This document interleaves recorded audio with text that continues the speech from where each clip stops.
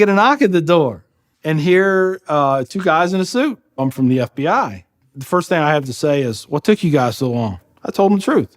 I was going to make my own IED, and I was going to set across the Islamic Center over in a bank's parking lot, and I was going to dial it in and just watch the show. Growing up, I saw a movie, and it was Rambo. Rambo was tough, respected. He had intestinal fortitude.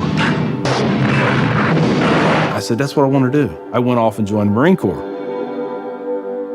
I wanted the action. The first time I got shot at, I remember looking at my watch and I says, man, this time last year I was in English class. I fought several times in the Middle East, Desert Shield, Desert Storm, South America, Philippines, Somalia.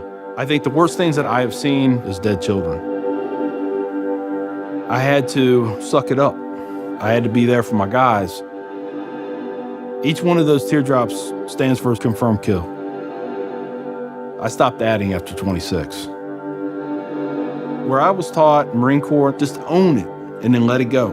But there comes a time when there's too much of that and you can't turn it off anymore. I want you to give me a window into your state of mind at that time.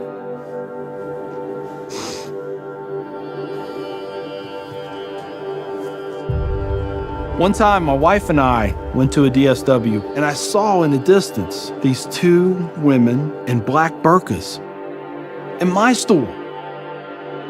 I cried as I prayed for enough strength to go over there and break both their necks. I was just angry. I was just full of hate, and it just fed off itself.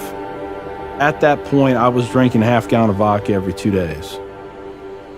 I had devised a plan, create my own IED, homemade bomb, and I was going to set it off right outside the Muncie Islamic Center. 200 plus killed or injured. That was the plan. I saw an opportunity to do one last thing for my country. This was my rationale. I knew I would end up in a federal prison with a needle in my arm. I didn't care. My hatred of Islam, it was the only thing that was keeping me alive. So one day my daughter comes home, second grade maybe. She was telling me about this little boy who sat across from her. His mom came to get him. She said she had scarves on her and she had a dress all the way down to her feet and you couldn't see her on nothing but her eyeballs. At that point I snapped, started spewing things out of my mouth that should never be said in front of children or anything. She didn't say anything. It was the look on her face. I remember my daughter looking at me like I was absolutely the craziest person on the face of the earth. She was my little buddy. She used to say we were road dogs. I know I saw it in her eyes. I made her question that love. And that's when a light bulb came on. I decided to give the people of this community one more chance. So I went to the Islamic Center, see a gentleman in the shoe room taking off his shoes. He looks at me and he smiles.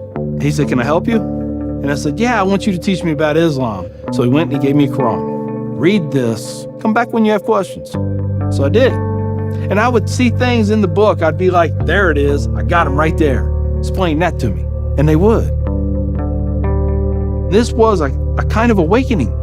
Long story short, 8 weeks after that first day I stepped into the Islamic Center, I became a Muslim.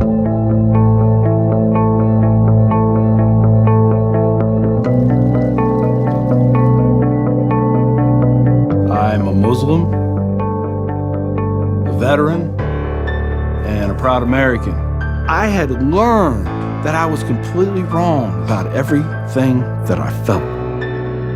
You know, Judaism had a message, Christianity had a message, Islam had a message. Funny thing is, though, it was the same message. It was about peace, and it was about love. Please join me in welcoming Mr. McKinney. My big thing is now to stop the hate. Nothing good has ever come out of hatred. I've done too many things. I've hurt a lot of people. I have to live with that. But if I can stop somebody else on the path of non-forgiveness, I won.